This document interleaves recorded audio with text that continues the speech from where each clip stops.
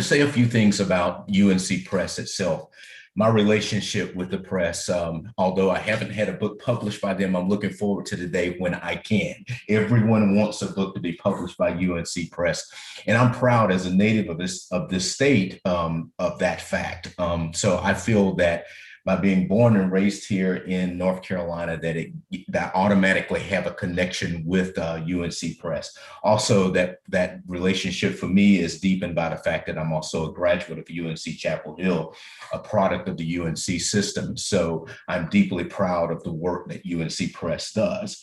A few other things I'd like to say is that UNC Press was the first secular publishing house in the South and one of the first university presses in the country. The heart of a university press is publishing peer-reviewed books written by leading scholars for use in the academy, as many of you already know and will see again tonight as we listen to Dr. Cox and Dr. Green in their conversation together tonight. As a public university press and part of the UNC system, the press also embraces serving the people of the state and the region by publishing books on North Carolina and Americans of the American South, about the culture, flora, and fauna of the region as well. UNC Press publishes books, about 125 books a year. That's a lot of books in every year, and that works out to be about 3 books every day.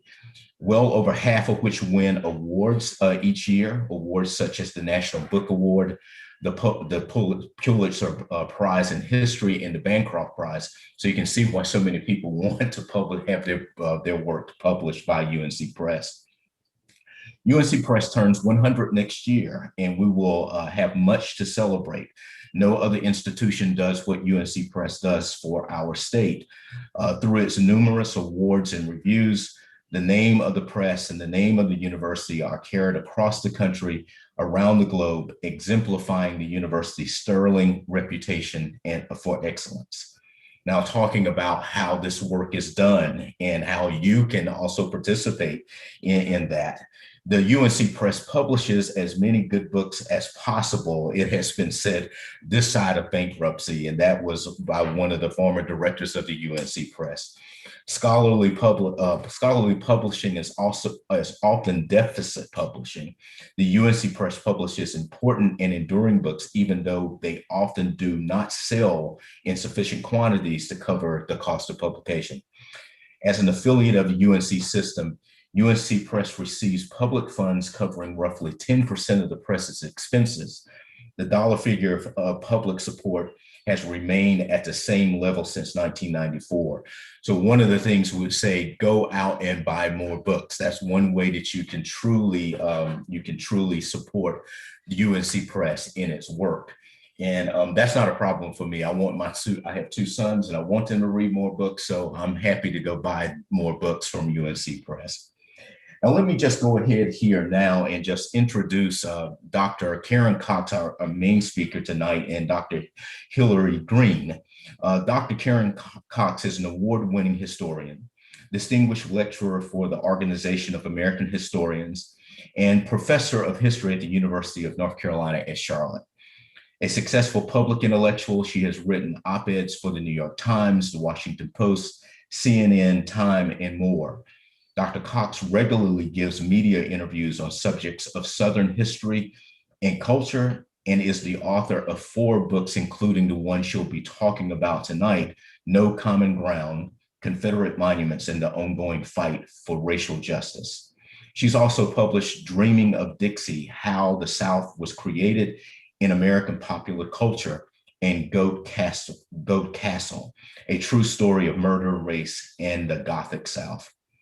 Dr. Hilary Green is an associate professor in the Department of Gender and Race Studies at the University of Alabama. For the 2021 academic year, she is Vann Professor of Ethics in Society at Davidson College. She is the author of Educational Reconstruction, African American Schools in the Urban South, from 1865 to from 1865 to 1890, and is published by Fordham University Press in 2016. She is also the author of many articles, book chapters, and other scholarly publications.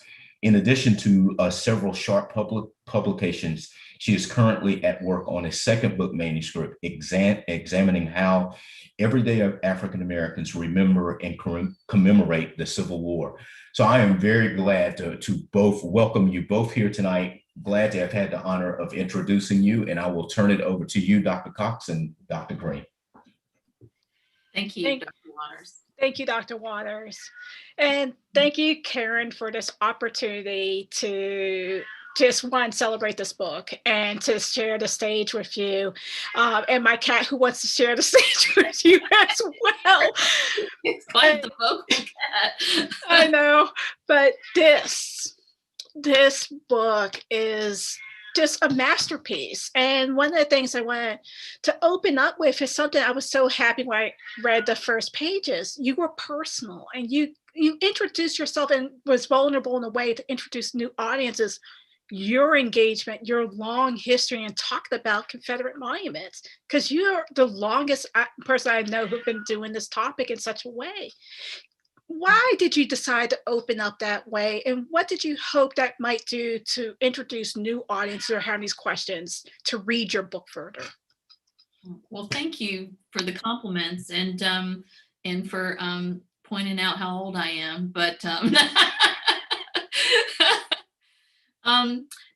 yeah, I think it's really important. I thought it was important to first establish that I had been doing this for a long time. That gives some authority to the book that I'm writing, and how I came to it is sort of a tale for historians, you know, who like to talk about how did you discover your topic. I was working in a museum in Fayetteville, North Carolina, and then you know, I had interviewed people, you know, very early on. This was such a long journey. When I wrote my first book. I thought I was done with talking about Confederate monuments, and obviously I was not. And so I also think it's important to kind of maybe a little, especially on a topic like this, to establish that I am a Southerner and have grown up in the region. These things are not foreign to me. And also, I just think it is good to make yourself, you know, human. You know, you're not, yes, I'm an academic, but I really am trying to reach a broader audience with the book, and I thought being personal helped me do that. Yeah, and it really is this white entry point, because I think a lot of these debates were so personal. It was attached that people had to these. And one of the things I liked how you opened, you revisited some of your earlier work, especially Dixie Daughters. And I'm thinking about the LMAs, the Memorial Association, the UDC. Mm-hmm. As I was reading it just seemed fresh, seemed like very new and clear. And you really outline more so than that first book, what was at stake, and links to the title. Can you just share why we're at this stage and the role of Southern white women in this process, and some of those ways, those early speeches, and pretty much lay the groundwork for where we are now? Yes, there's, you know, things began early on. There wasn't, the Ladies Memorial Associations, which were formed immediately after the war, and were concerned with creating Confederate cemeteries. Already from the very beginning, leave a space in the Confederate cemetery where they plan to build a monument, even if it's sort of an unadorned monument, very simple in design. They're thinking about this from the very first year after the war. And then they are, they're involved in this for so long, right? They're involved in over 3 decades, and then they're joined by another generation of women. And so as I thought, I appreciate the thought that this came to this fresh, because I think one of the things I needed to do that, because I knew the period 1865 to 1920, but I had to write about it in a different way. And I think getting into the speeches, the unveiling ceremony speeches, what became Confederate Memorial Day, those speeches, they really tell us exactly what people thought they meant to them. Even as early as the 1870s in Georgia, I talk about a monument in Augusta, Georgia, they were already talking about Anglo-Saxon supremacy in these, in these unveiling speeches. And so I just thought it was important, first of all, I had to revisit it in a different kind of way. And I think speeches are a wonderful way to get into that. So I hope I answered the question.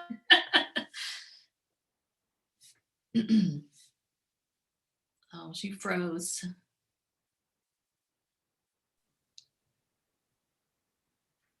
I'm just gonna pop back in for a moment. It looks like Dr. Green has frozen a bit. So we will see if we can diagnose the issue there. And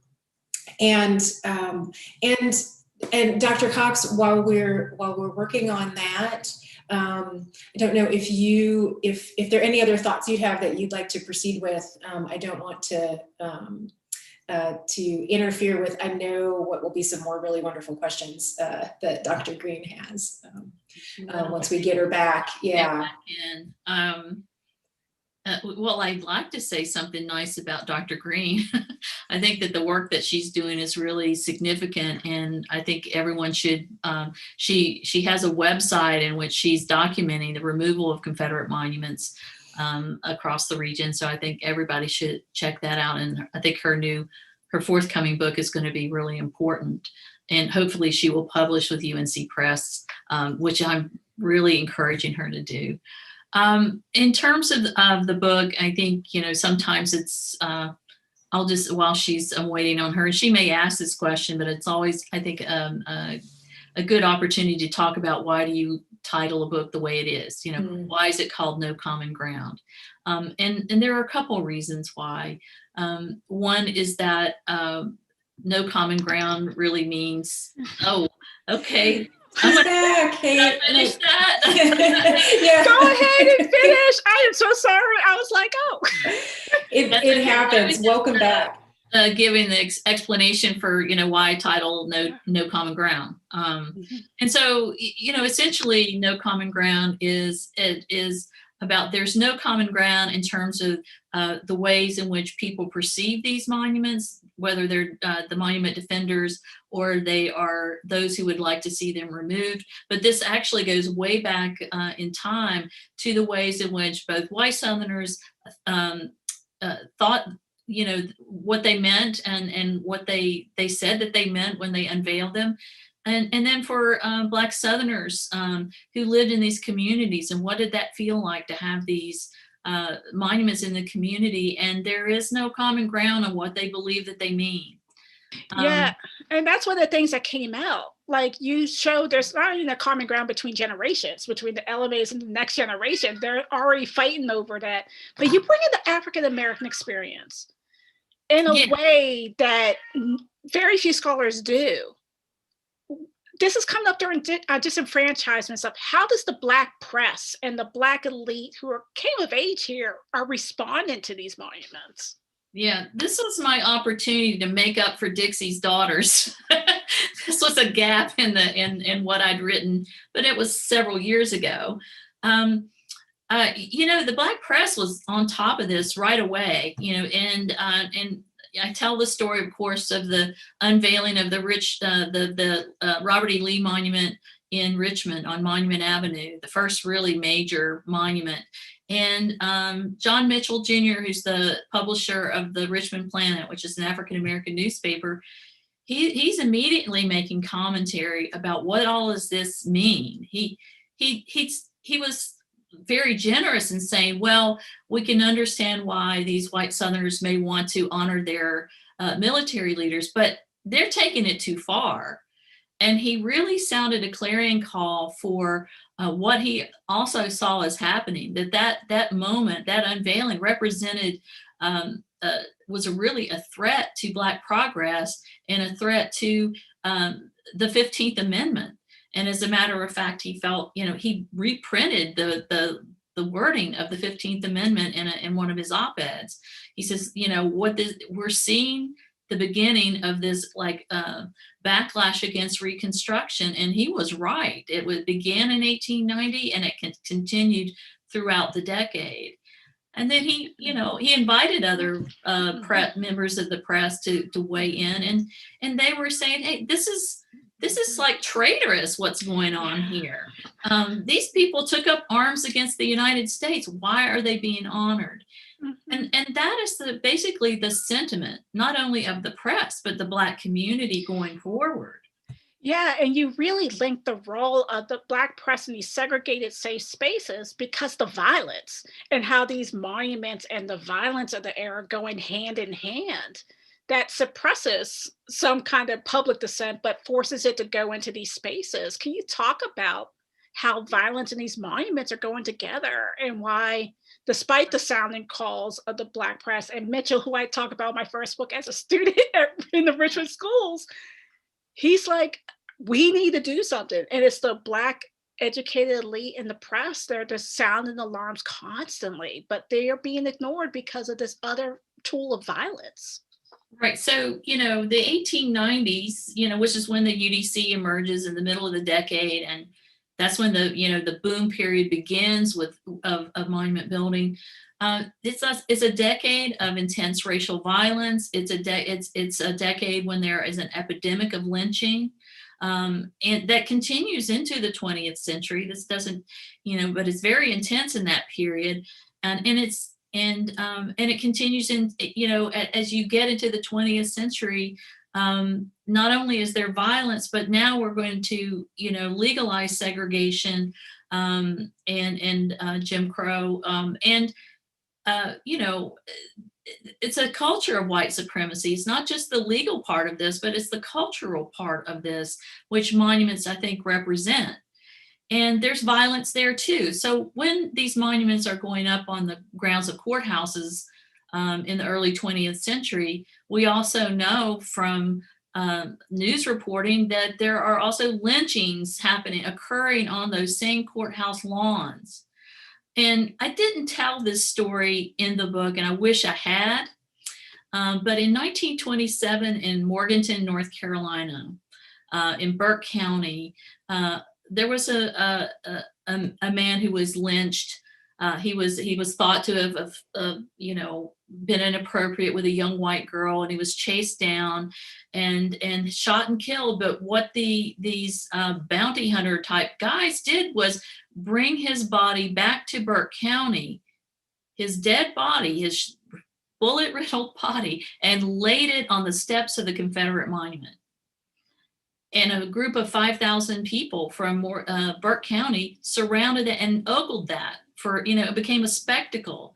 But you couldn't have made any better connection between the lynching and the monument around the issue of white supremacy. That was what it was about. Yeah, and that one of the things that came clear, and then the other thing came to that shocked me was the pace of these things going up, the numbers that you're using, and how you show every decade. But that first 20 years of the 20th century, those things are going up. Can you talk about the pacing, but also the money being mobilized in this campaign that just, I can't even think about modern day comparisons of how much money is involved and coordination. Millions of dollars were spent on these. So you know, small monument, 5,000, you know, some, you know, 1,500 to 5,000 was a cheap one. You know, then it'd be 10 and 20. And then like you know, these monuments, the really large one we're talking 65, 70,000. But in today's terms, we're talking millions of dollars. The pace of that is really intense, especially in the first and second decades. We're talking about 400 in both of those decades, or close to that, 400 over that. And there was a period in which, I think it was in 1910, was like the peak period, and there were 4 monuments going up every month. And really keeping marble companies employed, these like the McNeil Marble Company, but also these bronze works that existed outside of the South. So you could get your Confederate monument not just in the South, but outside of the South. So it's again, millions of dollars. They're ordering Carrara marble from Italy for some of these monuments. It's an amazing feat that these women pulled off in these early decades of the 20th century. Yeah, and then one of the other thing is you also talk about the second spike in the 1950s and really drew connection and added history to the common map that everyone uses of when these monuments are coming up. Can you talk about that second spike that's smaller before we talk about the civil rights movement? So I think that's important too. Yes, the second spike is in the 50s and 60s. There's about 40 new monuments that go up, about 20 in each decade. But you know what's happening, obviously it's the civil rights movement. I'm sure some of these monuments are going up as a result of the Civil War Centennial, which is 1961 to 1965, the most intense period of the civil rights movement. And so, the Civil War Centennial is the lost cause centennial in the South. And the thing about, I think, this period of time, while there weren't a lot of new monuments going up, Confederate iconography was everywhere. And most significantly is the Confederate battle flag. And I do talk about that because I think that's significant. Usually these things are paired together. And so, and the battle flag is a tool of intimidation, of taunting, of, waving in the face of these people. And then the thing is then what you see also in this period is not the new monuments necessarily, but that the old ones that had been sitting there forever are now taking on new meaning. Right? Yeah, and that's one of the things you really bring in. Desegregation at college campuses, but we actually see Black activists using these monuments in ways that I don't think the original monument builders even anticipated. Can you talk about the role of the civil rights activists that are kind of in a way finally speaking up against these monuments coming up, but using this space to challenge and demand citizenship and rights? Yeah, well,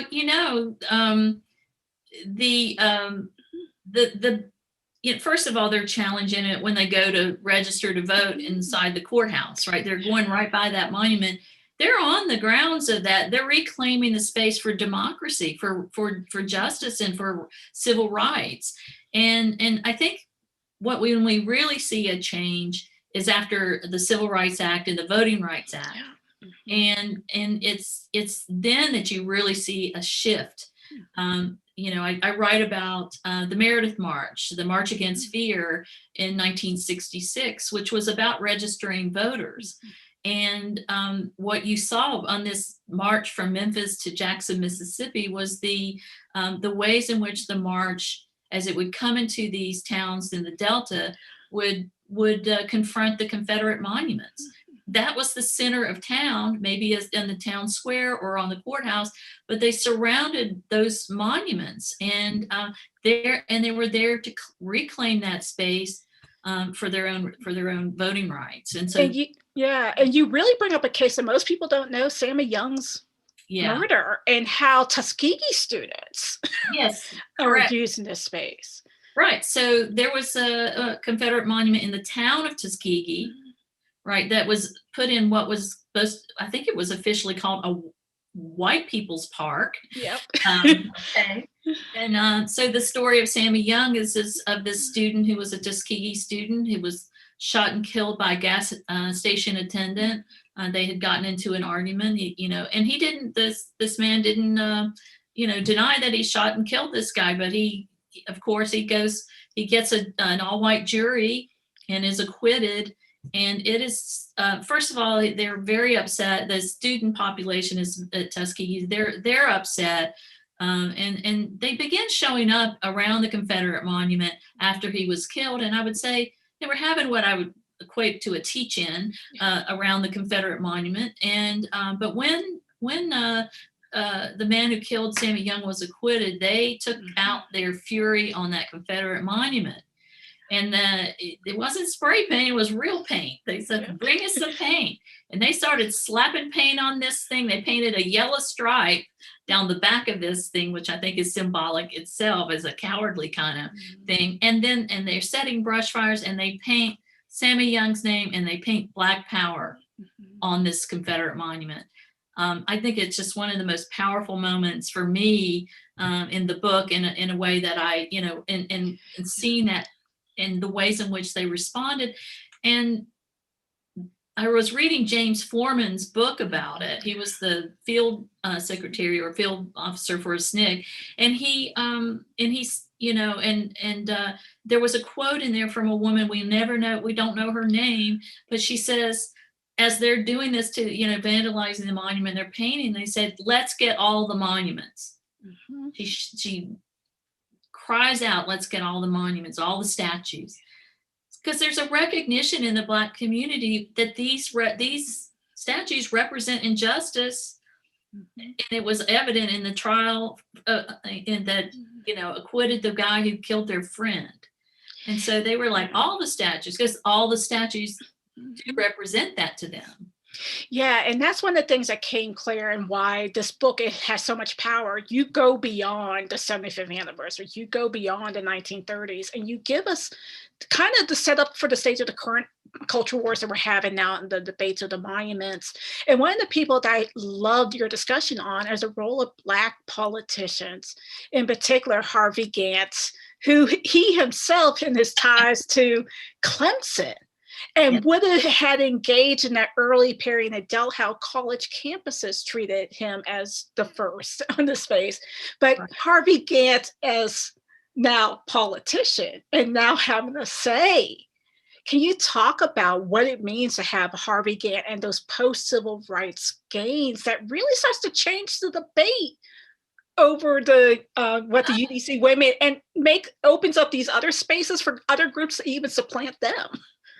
Yeah, and so he is elected to the city council in Charlotte, North Carolina, the young guy, and this is the thing about the Voting Rights Act and why it's so important, because then Black Southerners could elect people who looked like them and who would represent them on issues that were important to them. And one of the things that happens in 1977, when there's a group that calls themselves the Confederate Memorial Society, and they were going to put a Confederate monument on the grounds of City Hall in Charlotte 112 years after the Civil War is ended. Now that monument still goes into place, but what I discovered, is that because Harvey Gantt is a representative on that city council, he lets them know that this is not okay. He lets them know what the history of these monuments mean to him, and what, and he understands very clearly. And he's part of that longer history and legacy in which he says, if the Confederacy had won the war, my ancestors would be enslaved. This is what this means to me. And so he's, it's him, it's other representatives that are being elected to the city, these local governments, and they're saying you can't have this on the grounds of government, which is, these are supposed to be democratic spaces. Yeah, in many ways, they are finally, in a clear way, but with power behind it. Yeah. What John Mitchell Jr. and others in the 1890s were saying, like, this is going to be bad, this is here. But it takes that civil rights movement, that voting rights, and the elections of the Gantts that really push this conversation, but really says that these monuments are no longer accepted on these public spaces. But another group is, you really go on who supplants the UDC, and can you talk about how they are also responding to this movement and saying, we want something else? So how does the UDC lose its power in the claims over these monuments? It's interesting. They're always, UDC is kind of a local organization, the way it operates is at the local level, but they're not the powerhouse they were at the beginning of the century. And what you see beginning in the 1990s, you begin to see a move the creation of these a little more radical neo-Confederate organizations. The Sons of Confederate Veterans is there, and they step up into this vacuum that's created by the UDC sort of, their numbers are going down and they're not as active as of a group. And you see the League of the South emerges in 1994. And that is also the year, that of the contract with America and the rise of the Republican Party within the House. And I think some of that is that, when Harvey Gantt ran against Jesse Helms for Senate in 1990, that scared the bejesus out of the GOP because he had done so well. And they're like, oh, we've got to do something. And so one of the things that they did, and I thank Angie Maxwell for teaching me about this term called affirmative gerrymandering, is they start right away. And that meant basically, well, we'll give you one district where you're guaranteed to have a Black representative, but then every other district is white. It's going to elect white representatives. But while they're doing that, then you also have the rise of a little bit more radical neo-Confederates, and you start to see white nationalists making a claim for the in this regard, and they use the symbols of the Confederacy, and they meet. Let's say there's we're going to have a rally, but they're going to rally at the Confederate Monument, and they're bringing not only the Confederate battle flag, it may be the Nazi flag. So men are sort of are white men, and not just in the South. I'm thinking, they're everywhere, but they are definitely everywhere. they're replacing, and they're playing the role that maybe the women played before, but it can become more violent under their power and control over this. Yeah, and that's that violence you talk about, and I'm thinking about the fights now with Gettysburg and the way that has been used by these groups, but also too how we get to Charleston and in 2015 and Dylan Roof. Yeah. And that Rutherford here crying behind me. He's like, but Rutherford said, "Do not mention that name." I know, but Dylan Roof and what he does at Emmanuel AME Church changes everything. It even has this new wave in up there. What's the role of Charleston, Charlottesville, right, and even George Floyd? How has it shifted some because of these particular violent episodes? Well, it's really significant because it is this violence, and it's so horrible. What happened in Charleston, and what it does is that. This happened that in the summer of 2015, and it's also the summer right before the 2016 election. So there are all these Republican candidates, and they're being put on the spot, but they're kind of like waffling on this. They don't really say what they want to say. They're all, we'll let Nikki Haley take care of that. That's kind of their response. So what that means is that then it's not only the battle flag, but monuments come under the microscope. And I think what happens since 2015 is that what had long been a regional debate became a national debate. It was no longer something that just the South had to deal with. It was something that the nation was examining and discussing in a way they had never before. And then it becomes part of the politics and the political rhetoric of regional politicians who use that as a wedge issue, a part of their culture war, and that's and it's in this last few years and since that time that we begin to see the rise of these monument laws. Yeah, and we see the rise of preservation, but we also see some coming down. True. So all of a sudden now we're seeing more. And they're still coming up, and I'm glad you make a point to say these things are still coming here. Yeah. But there's something with this moment, and I know a question that I get asked a lot, and I know you do too, what's next? Yeah. So instead, I'm not going to ask what's next because we can't foresee in the future. I would never have known we would have had this summer of things. Yeah. Instead, I'm going to frame it as communities are engaged with this and they're looking for sources. Yeah. What advice other than read your book, which they need to be, every single council need to read. If you're going to talk about read the book, educate, so we have this conversation. But what advice would you give to communities who are now starting to have this question about a monument that's now, debates are more like 5 years, 6 years, but it's ongoing? Where should they start to think about something that some ignored, but now can't? Others who are like, we've been protesting this for a while, but together they decided it has to go. Right. What advice do you have for them? Oh gosh, the thing that, before 2015, I mean, before these monument laws were passed, I would say, okay, you local community, wherever you are, and you're having discussions about removal. I think it's important to have a conversation that brings all community stakeholders to the table and allow them to weigh in on this, so that, and figure a way forward. I mean, we started to see something like that in the monument commissions that were founded in Richmond, in Louisville, Kentucky, in Atlanta. And I think they've gotten undermined by these monument laws. So, and again, this is the problem, right? There, if you have these laws, then you've taken away legal recourse. And when you take away legal recourse, people get frustrated, and you see what happened last summer. I think what's going to happen, and honestly, what's happening, and this is something it's not even something I advise. I mean, it's happening already, which is community groups that want to do something about their monument are engaging in litigation. They're filing lawsuits, and there are attorneys that are taking up the case. And so I think that's important. I also think you can't just remove the symbol, right? You have to have conversations about what that has long meant. You have to grapple with the long history of white supremacy and racism in the community that has led to police brutality, for example.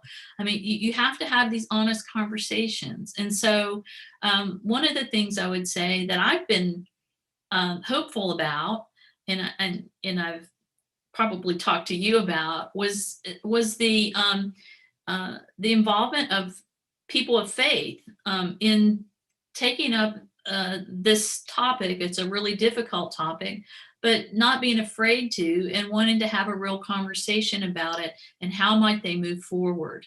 And so these laws have put kind of slowed things down. But you see, when the laws when we were able to change the law, like in Virginia, you could see a lot happening. And that's where I want to end with the last picture, is the Lee Memorial, the reclamation of this space. And your cover arts. Can you just talk about I love this cover. Because the Lee Memorial's under litigation, and it's still being litigated, but yet communities have responded in a way beyond the court. They have made it their own. Can you talk about that cover and why you chose that cover? Well, I just think it's beautiful, and it lets us know, it kind of represents the theme of the book. What had long been no common ground, they're making it common ground. It's partly that. It is about the fight for racial justice. That it was a response to George Floyd's murder, and what you see in particularly in Richmond and around that monument is the reclamation of space that had not been felt welcoming before, and what you see, the use of protest art on these monuments, because since that happened, it's started to happen in other cities, which I think is, if you can't take it down, you could reinterpret it, and you could do it that way. And I want to remind people that it wasn't just that they vandalized that monument and spray painted it. What took place once things calmed down, the space around the monument became a place where they were having cookouts, and they were play pickup basketball games, and they were registering voters. And I think that's just really powerful. And that art, that protest art. And it's not just been, this, George Floyd moment.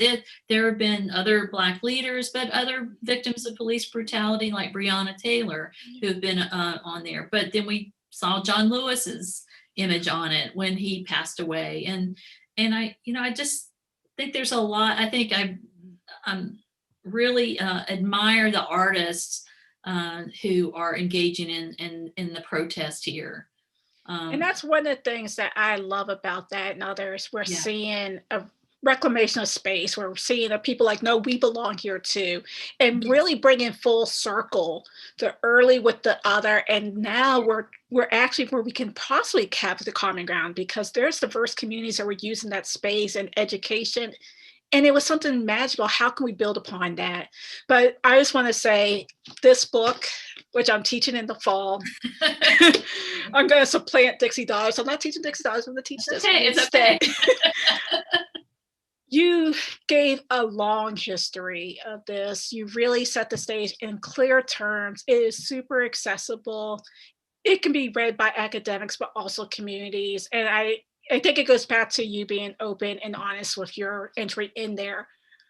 There are new audiences that need to hear this, and they're going to learn from it. And it's going to be something I think it has a wide impact in what you are doing, your activism by making this short book that's super accessible and claiming here is a part now of the dialogue moving forward and building upon this. So thank you so much. This is amazing. So kind. And you know what, as I say in the beginning of the book, this is my contribution, but I know there are many other people who can contribute to this, you being one of those people. And I'm really looking forward to your book, and I'm going to twist your arm until you publish with UNC Press. I know, and Darren's probably gonna be the same way. This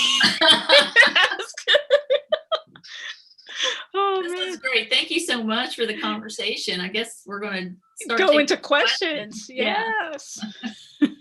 Well, I will add my thanks. I would love to actually hear y'all talk some more, but we also want to leave folks with the real desire and need to pick up and read the whole book as well, right? We don't want to give too much away. But thank you so much, both of you, for your work, and for this discussion this evening. It's not that it hasn't always been important, but particularly now. You were talking about the portraits, the protest art at the Lee Monument, and so I'm thinking about whether or not there will soon be a portrait of Dante Wright there, and because this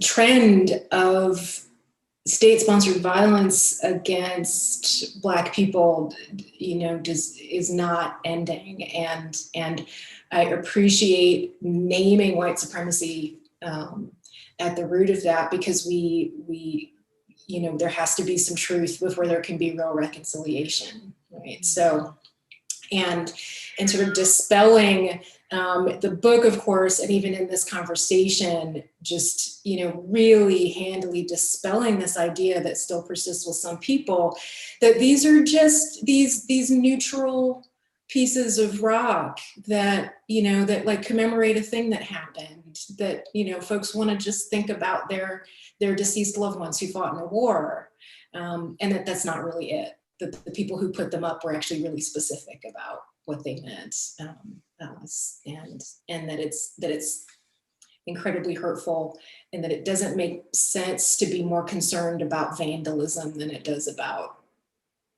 murder.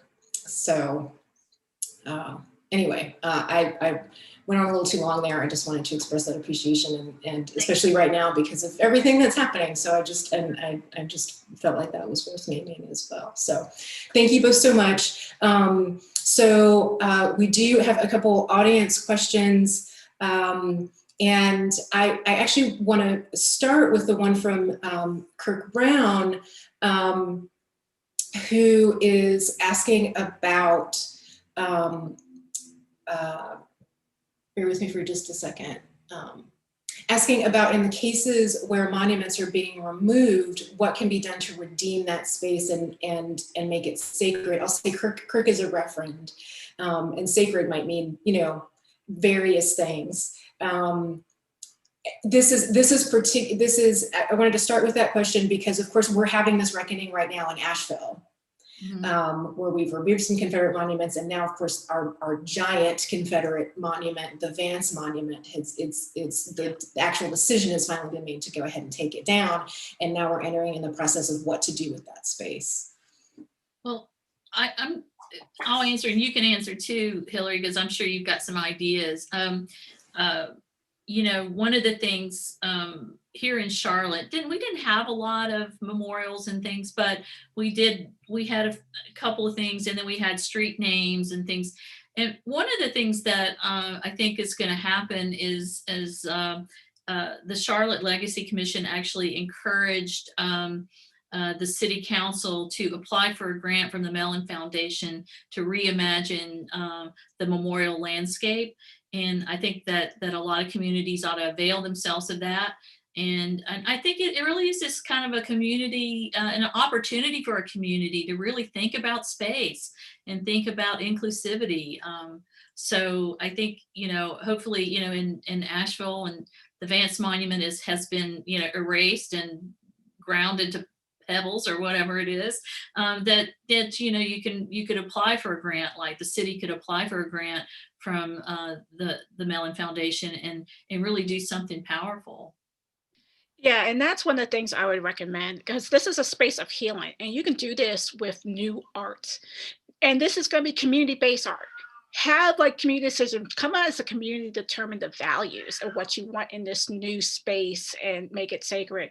Do an open call, have that process, but definitely apply for the funding because there's funding now. Do this, work through that process. But I think that's one of the things is University of Alabama removed its boulder. They just put sod there. So I could teach the empty void because I know what's there, but that was a missed opportunity. For communities, there is now funding for this. Use this as an opportunity to make new art, new structures that reflects this values and bring about what is, and make that space not just what was there and allow it to become a flashpoint for continued violence, but make it into a site of healing. And that's where I think new money and new monuments might be able to go in. But a community-based process in the creation of that monument and the placement, I think, will lead to the sacredness and the healing part. Excellent answers, thank you. Yes, because it is about who we want to be as communities. You know, what we want to create, and of course, a big part of that will be actually including, you know, diverse voices in the community, which is something that we know hasn't always happened. So actually having everybody at the table, including Black folks who are often pushed out of the discussions of what happens in public spaces. And so, yeah, we thank you for that and the thoughts about healing and as being sacred. So we've actually had two people who have asked for your thoughts on what to do with the monuments once they're removed.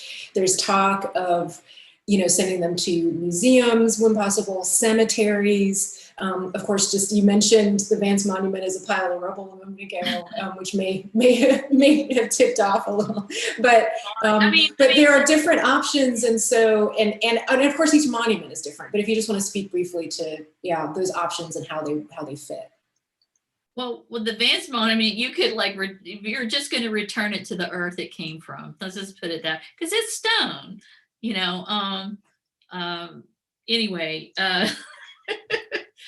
I'm sorry, I got caught up on that. I will go. So, oh yeah, what do you do? You know, what do you do with them? I mean, the thing is like some of these things are enormous. You know what? You know, you maybe so in Salisbury, you know, the Fame Monument went to the cemetery. Right, where the Confederate dead are buried. This seems appropriate, right, to put them in the cemetery. And then, Yes, I mean, what is it going to look like? I don't, most museums do not want to be saddled with these things. They're hot potatoes. They do not want to have that and then have to justify why they took it. So it could be that they become, I don't know, and in a particular, like maybe a city takes a piece of land and allows the projections to go on and art to happen around it. I think again, it's going to be, every community's got to be creative here, and that's the situation. But I would not foist a Confederate monument on a museum without a lot of conversation with that museum. They don't, museums aren't generally in the business of collecting monuments. They have collections policies. That may not be part of what they collect. Yeah, they take up a lot of space in real estate, and also too, a lot of staffs don't want it. They don't want to have to deal with it on a everyday basis. But there's one museum that I really applaud for what they did. It's an African American History Museum in Houston, Texas, who took one of the Confederate monuments removed. And they completely recontextualized, they brought it into their exhibit. And we're like, we're going to talk about the monuments. We're going to talk about why this monument was up here. So you have some of that creative ways, but honestly, this is going to be what to do. But these things take up space. These things take up movement, and no one wants to be responsible for it anymore. So they're just going in storage, and hopefully someone will take them. But they're like, it's okay in storage because we can have space for that. But pedestals like the Lee Memorial that is so huge, like, do we keep the projections on them? Do we still do this? Do we recontextualize that way? We now have new ways to deal with this monuments that we didn't have before. So I think every community is going to decide for themselves what to do with this thing. And once they make that decision, where it's sale, destruction, use the old destroyed pedestal to make the new art, recycle the thing, I don't know. But this is one of the hardest things, but a lot of museums don't want them. They simply do not want them.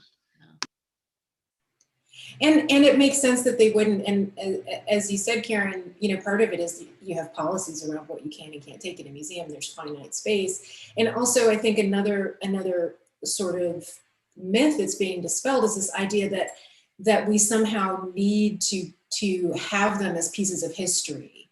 And of course, it's not required that we have monuments to white supremacy to know our history, right? There's other ways to teach history, right. And other things that can be in museums. We removed, Jim Crow signs, and we still know the history. Most of us do, I think, at least historians do. We know that we can learn about the history of Jim Crow without having those signs in our face. You can learn about the history of Confederate monuments through photographs, postcards, the speeches that were given, and no common ground. You can just read a book. And the other thing that you can do is a lot of African American sites of memory that have come offline, that we're now rediscovering with the highways and the other things. We can now have different type of conversations and about preservation, whose history, because it comes down to whose history are you preserving here? Because we've also erased other things. And I think, but the biggest thing, it will always survive in archives. It will always survive in pictures. But people teach. Monuments don't teach. People teach. Books, read.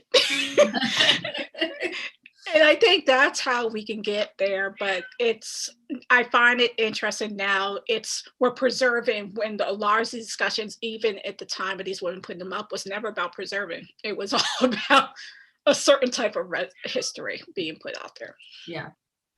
Of course, they were never about history really in the first place. No. Right. Yeah, they were about their agenda. So we had a question early on, and you spoke to this at the beginning about the fact that it was the United Daughters of the Confederacy who really were responsible for the lion's share of the monuments going up originally. We had someone ask that question. So I just wanted to repeat that, but they were also asking about where the money came from. So you spoke to how much money there was, right? But I wonder if you can share a little bit about where this money came from, how that fundraising happened. Right. because it was such a huge sum. Yeah. If it was a small, one of these cookie cutter monuments, they might, they would do stuff like women have always done, have bake sales, a bazaar, sell items that were donated by the community. But, when you start going up in the price, they start like knocking on the doors of the city council. Will give us, something towards that. One of the things, for example, that I talk about, the Confederate Monument stands outside of the Tallahatchie courthouse where the Emmett Till trial was held. The city council helped pay for that. And so you can see also money being designated at the state level. You just follow the money, and so it can be anything from just traditional kinds of fundraising in a community to their lobbying. These women were lobbyists for their pet projects, and because they were related by blood and marriage to men of power in the region. I'm just thinking about what might happen if that power had been marshaled for good, right? Because it's really actually impressive, right? It is impressive. I say to people, it's like if I told you without telling you what they were doing, what it was for, if I said these women were extraordinary fundraisers, they were politically astute and political lobbyists, and they were out in force and public speaking, et cetera, you might have thought they were suffragists until you find out that's not what it was all about for them. So we have a couple more questions, including some from Dr. Waters, who I'd actually like to invite back on screen to ask those questions so we can see him again. And but it's 7 o'clock, and so I just want to ask if it's okay with you if we do take a few more minutes for a couple questions, and also let our audience know that we understand if you have to duck out, but you can use the link to come back and finish later and watch the rest of the Q&A. We do want to be conscientious about your time. So is that all right? It's fine. So one other audience question, which I would love to hear your response to, from Emily. What thoughts do you have for high school students who don't live in the South? She's asking specifically about folks in New York, but want to be involved and help support the efforts to remove monuments. Wow, that is a good question. I was thinking more along the terms of lines of education and educational tools that are available. One of the things that I worked on, and this came out about a month or so ago, was a TED Ed lesson for high schoolers, about I think maybe junior high school, called Debunking the Lost Cause, and it actually has a little section on monuments in that, and I created some teacher resources for that. And then there's this like Vox video that was based on my first book, Dixie's Daughters. It's all about the UDC that went viral, and a lot of students have actually seen that and started writing papers about it. Actually, I've had students reach out to me who were became interested and wanted to research this on their own and learn more about their communities. When I think about what's going, I think about the North or in New York or something like that. There were like people in during the civil rights era that were in New York that were waving Confederate battle flags and engaging in racial violence as well. And I think what you could do is maybe have, I think students could question, how Confederate iconography shows up in their communities that when they're not even in the South. I mean, I think there's work to be done in other places. It's kind of amazing because you can see, obviously, you can find battle flags across Pennsylvania and New York and rural areas of other parts of the country. And I think it's good to get students to ask, why is that happening? Yeah, and that's another thing. As someone from Boston, Massachusetts, and there's plenty of Confederate iconography in northern states. So even researching what's in your community, hotel names, street names, all these things, but also some of the clubs that were very much a part of the Lost Cause and funders. Yeah. So but I also agree. Watch Karen's like you TED Talk, but that Vox video is like everywhere. And I think there's some ways to engage in this history in a simple way, but students then can be creative themselves and create their own videos, create their own podcasts, and do these other things. So use the means and the tools, but there's a lot out there to be creative and how they can use social media better than I can to do this stuff. Those are great answers, and a great reminder that the Lost Cause spread far beyond the South, right? People, the through line there of white supremacy was, of course, has been appealing to people everywhere. And so you can, wherever you are, you can find images, and as you say, street names, all of these things that need to be reckoned with as well, wherever you are. So it's a great reminder. I'm going to invite Darren back on at this point to ask a couple of questions before we say good night for the evening. Dr. Waters? Thank you, Stephanie. Thank you. It's been a great conversation. I've been enjoyed listening to it.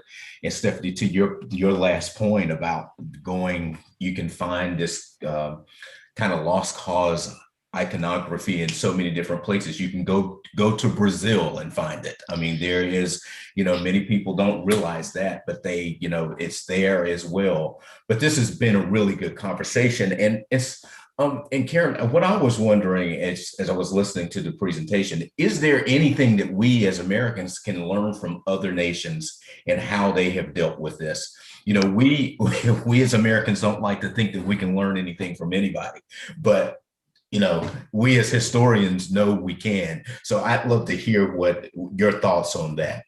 Oh goodness, I wasn't prepared for that question. Okay. Well, we can always learn, I think, from what happens elsewhere. I think maybe Hilary's probably better prepared to answer that question than I am. I'm like kind of tunnel vision right now. Help me out, Hilary. But yes, of course we can learn from other places. Mm-hmm. We can definitely learn because other places have learned from us. And one of the things those Germany and the Holocaust are good memorials, but also what's going on in South Africa with the Rhodes Project and other things. So there's some ways in which communities have engaged with the art. And this last summer, Edward Colson did not fare well in a lot of places. It came down, but it allowed to faith-based communities because everyone saw him topple into the river. But two churches took out the stained glass references to him. Because of that, they're like, we didn't know this past. Maybe we shouldn't, as a community of faith, have this in our church. And they just took them out and replaced something else with a newer thing. But so you see these subtle things. And I think if we look at that, we can see how communities of faith and other communities have dealt with their problematic structures and stuff. And we can learn from them. And as they are learning from us, because they're looking at us. So the UK right now is definitely thinking about heritage laws like we've had. And they're starting to use some of the same language that was never there before. So I think it's a two-way street and going back and forth. Hilary, I think it's interesting you mentioning Germany, because I think about what they did with the Berlin Wall itself and now how it is kind of used in different locations as these kind of, so I think that there's a lot, I agree that we can learn from just looking at how other nations have dealt with their histories and with these traumatic periods in their histories. I'm also wondering if you could either one of you could just respond to this, the whole issue, the difference between remembering and reverence. It was something that came up in a recent conversation I had with Mitch Landrew, and he said, people seem to not really understand the difference between the two, the difference between remembering and then being reverential and revering a story or a narrative. Yeah. So go ahead, Karen. I'm sorry. Oh, that's fine. I wanted to say too, one of the reasons I pawn that question off on Hilary, because she's actually been documenting the removal of monuments around the world. And so she has a better handle on that. Yes, I think that you're right. I mean, it's not just about remembering. It is a kind of a reverential thing, the ways in which these monuments emerge and the way in which people have long thought about them. And I mean, the lost cause is referred to as sacred cause, often. And so that word sacred has a certain meaning. It makes you think of things about being about reverence and things like that. I wanted also just to make a distinction that all memorials are not monuments, but all monuments are memorials. Mm-hmm. Mm-hmm. And a key part of what that is that it's about memory. It's not about history, and memory is faulty. Absolutely. And becomes this like kind of and nostalgic about what it all meant, and what was important about the Confederacy and in terms of these Confederate monuments and that kind of thing. And so I think that's what happens. It's all of a sudden it's and the memory starts to now people are just kind of repeating lines of the lost cause. Oh, it was about states' rights and not about slavery. I think everybody who wants to who would defend a monument, this is kind of a story that gets passed down generation after generation after generation. It's part of the memory of the lost cause, but it certainly is not about the history of the Civil War and the facts of the Civil War. Yeah, and that's, I was going to say here, one of the things I would add to that is with the monuments and they would come down, I had conversations with people who had no clue where these things were. No idea, but the Black community had no idea exactly where they were. And they talked about how they had to navigate around it. So for them, they were very conscious about how this is being used, how this was here. And they could remember the resistance, but they also remember the violence. The reverence that has come up is now a resurgence of it, but they're not reverent anymore. They're just reverent what it means. And it's the whiteness and the power that they're reverent for rather than the actual thing that was up there. And I think that's why the power and white supremacy part of it. And what are they actually reverent for? Yeah.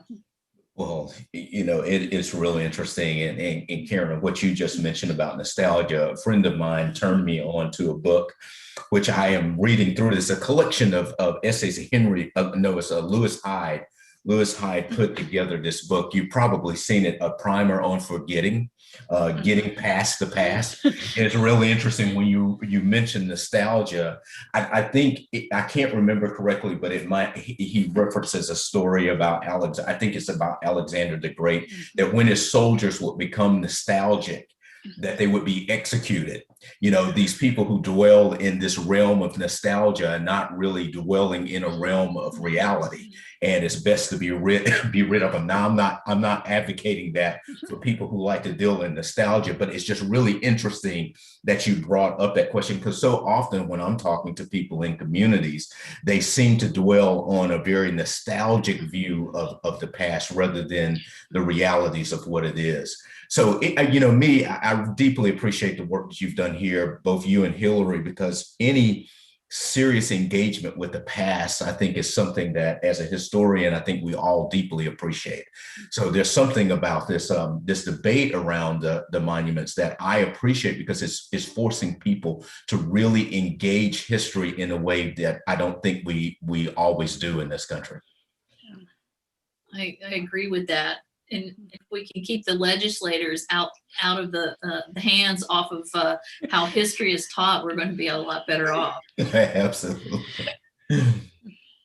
Well, on that, yes, absolutely, indeed. And on the idea of reckoning with history, and again, on all of your good work. I just want to say thank you so much again. And again, remind and encourage people to get a copy of No Common Ground, and to engage, you know, as they can and will in their own spaces, because these are really not just important, but absolutely necessary conversations to have, I think, for all of us. So thank you all so much for fostering that and all of your work, and for being with us this evening, and for hanging out with us a little late. It was just such a wonderful conversation.